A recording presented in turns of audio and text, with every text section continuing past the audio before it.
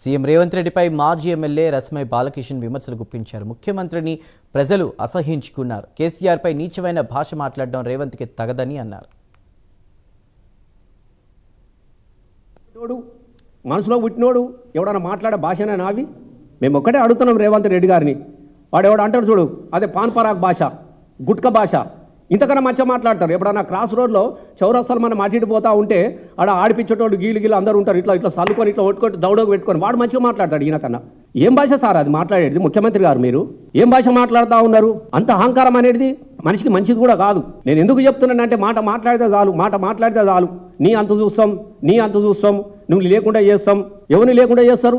ఇలా భారతదేశంలో నెహ్రూ పేరు చెప్పుకొని బతుకుతా ఉన్నారు. ఇందిరమ్మ పేరు చెప్పుకొని ఇంకా ఇంటింటికి సీరలు అని తిరుగుతూ ఉన్నావు. ఆమె చచ్చిపోయి 40 ఏళ్ళు దాటిపోయినది.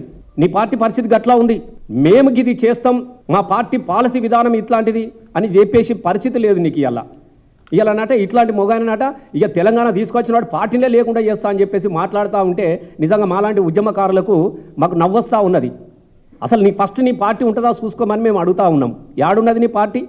మనిషి అనటోడు, మనసులో పుట్టినోడు ఎవడన్నా మాట్లాడే భాషనే నావి. మేము ఒక్కటే అడుగుతున్నాం రేవంత్ రెడ్డి గారిని. వాడు ఎవడు అంటాడు చూడు, అదే పాన్ పరాగ్ భాష, గుట్క భాష,